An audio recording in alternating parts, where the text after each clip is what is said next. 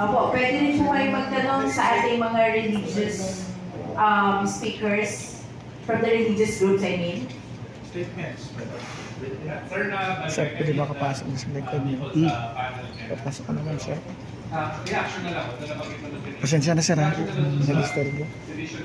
Wala na video na maganda-ganda. Investigation or case na filed in jail, you feel nabagit kanina na parang sinisikil yung nagsasabi ng katotohanan. So general reaction na lang ng group when it comes to yung kay Congressman Barsaga, hindi ko nadidinig hindi ko na-monitor si Congressman Barsaga. Pero yung kay General Pokis, alam po ninyo, pagka binanggit namin yung salitang laban, and you are going to prostitute the word laban para ipahiwatig mo na si General Pokis nananawagan ng paglalaban sa ating pamahalaan, that is stretching your imagination too much. Ano po, hindi nga po manggagaling sa amin yung mga ganyang klase dahil kami mismo ang gusto namin ipaglaban ang saligang batas. So hindi po kami gagawa ng ganyan. Pero do not put words into our mouths dahil hindi po namin sinabing lumaban kayo, mag-alsa kayo, tanggalin natin si Marcos sa Malacanang. Hindi po eh. Boss, mas maganda yata. Takip na rito. Pasensya na ulit. Meron pa po akong mga hindi ko nabanggit. Laban din po kami sa ICI. Dapat po i-abolish na yan because that is unconstitutional. Yan po ay karagdagan lamang kung sa effort nila na pag-dribble para pahabain, patagalin yung proseso. Ang mga may kaso, yung mga maliliit, yung magnakaw sa tindahan, madali, punong agad, tapos ano. Pero ito, malakihan, hindi magalap. Can I have a question? Any reaction po from other speakers?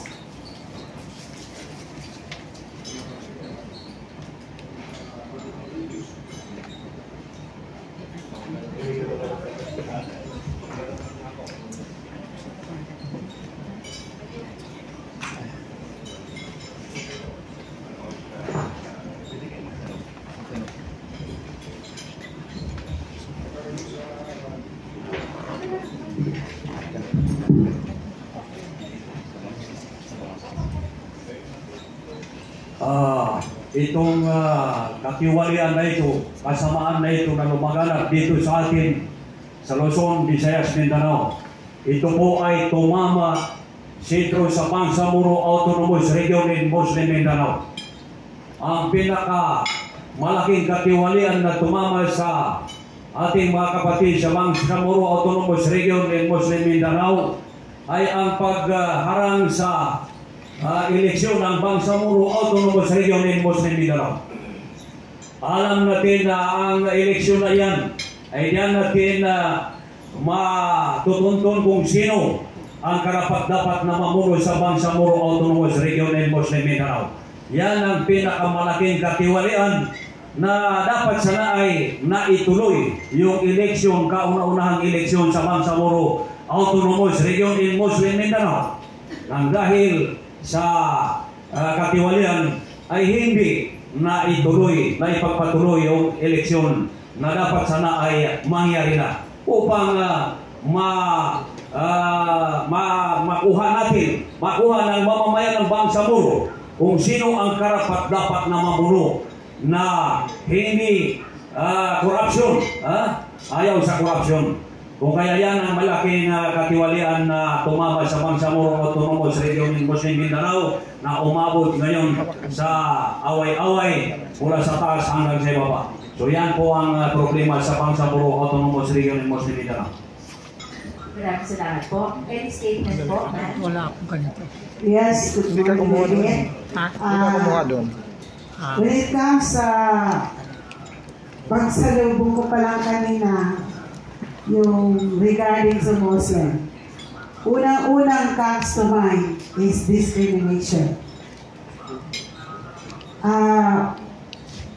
Nagugulat ako, bakit mayroong Senate, mayroong Congress, bakit may ICI? At saka nangyari ngayon, may talagang governor, papalitan. That was elected, papalitan. Kasi ang itatalaga mo ay according to sa gusto mo. Na it results breaking the peace sa OPA Pro by General Galvez, utang na loob. Huwag niyo po sirain ang comprehensive agreement ng BAR. Kung anong napirmahan. After 50 years, naghirap kami sa lansangan, Senate, Congress. Mindiola, yan na kami natutulog. Pero akala namin it was already solved. Pero bakit iniiba? Katulad nung napag-usapan na election, October 30 dapat. Ngayon naman, sasabihin niya sa March 31, 2026. Pero it is unsure pa. Kasi gagawa na naman sila. So it is a complete discrimination. Kung noon yung massacre, ilang pamilya ang namatay, nasaktan, itong paglilin lang sa napagkasunduan na pirmahan ay it kills the Bangsamoro rights. So, sana po, huwag po gawing politika. Pinaghirapan po yan. We all know that Mindanao is not part of the Philippines. Yet, we agree now with the agreement at sisirain pa. So yun po, ang masakit sa amin yung discrimination. Ngayon, kung hindi ka kakampi, hindi ka bibigyan ng AKA, AX, why not solve the livelihood among women's? Kailangan po natin ng kabuhayan, pagkain sa lamesa, yung pag-aaral ng mga anak natin, yung safetyness, yung mga bahana yan na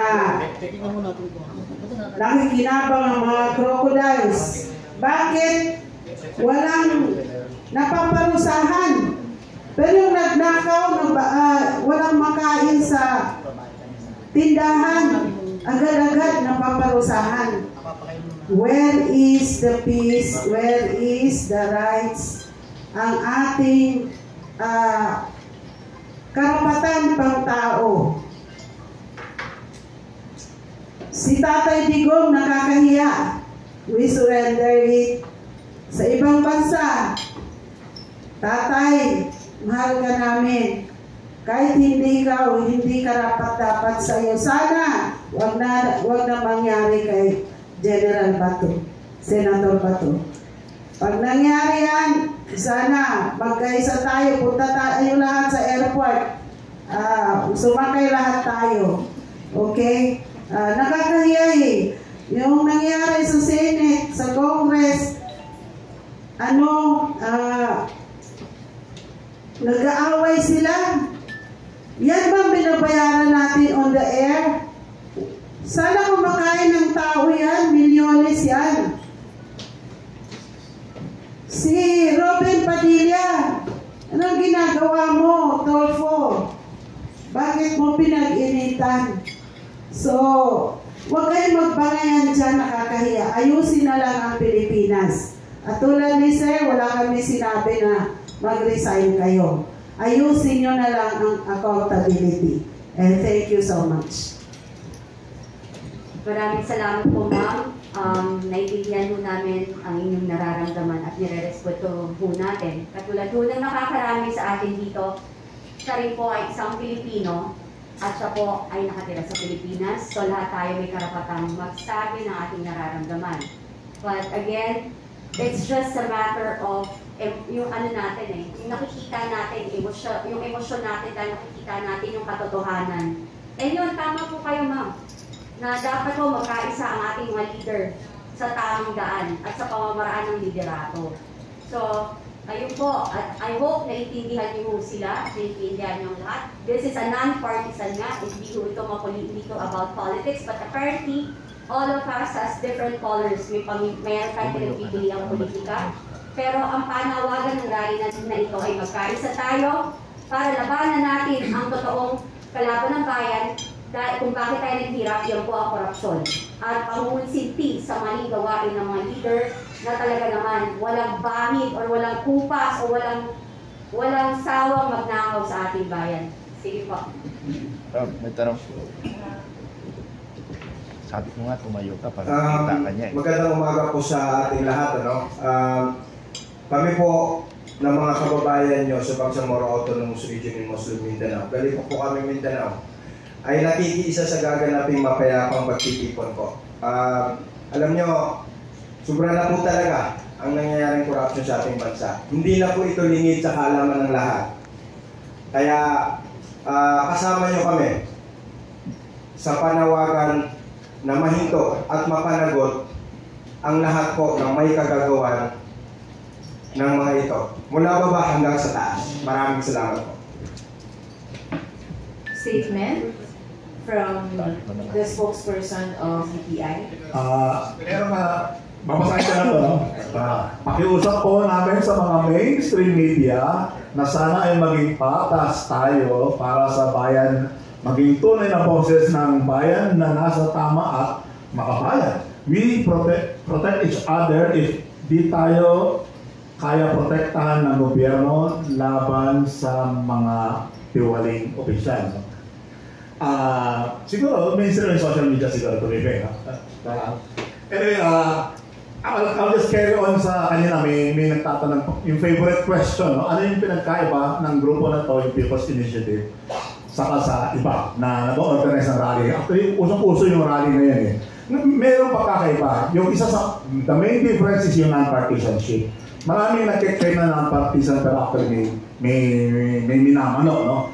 Ngayon yung the big difference, no? Katulad na may nagtanong kanina, mananawagan ba tayo ng if ever something's happened, constitutional succession? Alam niyo ba bakit pinag-iinitan itong United People's Initiative? Dahil noong September 20, nakipag-usap sa top level sa protectors of the people, of the highest level in the armed forces of the Philippines. Pero ang usapin nun, maraming nakinig doon eh. Maraming eyewitnesses na nakupo doon. Some are here, no? Walang pinag-usapan doon na ouster, na violent overthrow. Lahat ay nasa loob ng saligang batas. In fact, yung nangyari na sa mga dati, yung halimbawa, yung withdrawal to support na nangyari ng year 2001, nasa loob yun ng saligang batas. Nagkaroon ng interview yung mainstream media kay Chief of Staff Browner noong October 24. Tinalakay ni Chief of Staff Browner yung tatlong maaaring mangyari, yung EDSA 1, which is revolutionary, EDSA 2, which is withdrawal of support. Tapos may sinasabi siya Myanmar. Na yun din ang sinabi ni Secretary Eudoro, yung Myanmar. Baka mapalaya tayo sa Myanmar. What is Myanmar? Formerly known as Burma. Tayo kasi Philippines ay member ng Association of Southeast Asian Nations o ASEAN. Kasama yung Myanmar doon. Ginawa ng ASEAN, pinojak niya yung Myanmar. Dahil nga sa among many reasons dahil sa election cheating. Kung gagamitin natin yung sinabi ni Secretary Bibo at saka ng Chief of Staff na yung Myanmar example, kung tutusin, pwede nga tayo matuto doon eh. It's a good lesson to us eh. Kasi yung Philippines is now the host of ASEAN. From November until next year, tayo ang host. Dati kasi Malaysia. Alphabetical yun, no? yung paglipat ng leadership ng ASEAN. Na-skip yung Myanmar at tumalon sa letter P, Philippines. So, tayo ang host. Ngayon, yung ASEAN ay meron siyang body against corruption. Merong treaty tayo na pinirmahan na pwedeng ma-investigate yung ASEAN sa corruption. Merong United Nations Convention Against Corruption na sinalihan ng ASEAN noong 2004. Hindi pa kasama ang Philippines noon. Kasi Singapore and a few other countries lang ang sumali ng 2004. Noong 2017, sumali ang Philippines. Meron tayong pinirmahan na kasama tayo sa United Nations Convention Against Corruption na until today it's still in effect. Tapos Philippines pa ngayon ang head ng ASEAN from November today until November next year. So, itong ginagawa ng ICI, pwede i-turn over doon sa international level. Bata, ang hilig naman natin mag-internationalize ng issues eh. Yung ICC nga, hindi tayo member ng ICC. And yet, in-internationalize natin yung issue. Walang jurisdiction ng ICC. And yet, nambabato tayo ng mga head of state doon. Ngayon, yung ASEAN, mayroong jurisdiction sa corruption issues in the Philippines by virtue of treaty. Pwede i-akyat doon para medyo kahit pa paano, yung magbabantay, yung mag-observe, yung magpo-polja, katulad ng ginawa ng ASEAN sa Myanmar, ay nasa international level po. That's one of the options. Pero siguro, on another topic, yung isa sa pinagkaiba ng itong United People's Initiative sa ibang grupo. Kasi yung ibang grupo, may minamanok eh. May minamanok pagka nalaglag si ganito, constitutional succession. Kami wala kaming pakialam eh. Kasi constitution yan eh. Kung yun ang sinabi ng constitution, disundan yung constitution. Ngayon, kung galit kayo sa constitution, hindi palitan yung constitution. Pero sa ngayon, meron tayong constitution, masusunod yun. Binigyan namin ng option yung mga protectors of the people o kung takot ka sa withdrawal support, katulad ginawa ni Angel Reyes ng 2001, si dating Chief of Staff Angelo Tomas Reyes, sinabi niya, I withdraw my support from Joseph Estrada, the government led by Joseph Estrada. I-specify niya yung kung kanino siya nag-withdraw ng support. Pwede mo naman sabihin na I withdraw my support from all. Wala akong pakialam kung sino yun. All who are responsible for the flood control scam, pwede ganun. Na para wala pinapanigan. Those are some of the suggestions. No? So, pero anyway, kaya tayo nandito, yung United People's Initiative, nandito para mag-consult, hindi para mag-dicta sa inyo. We are there, yung 3 days yan, kasi mag-consult kami. We will be asking you, in fact, may ginagawa tayong apps na ibabato sa inyo, you download it for free, tapos yung sinanay nyo, yung gusto nyo ilabas, we will be consulting you. It is a consultative rally, actually. Thank you so much, Attorney.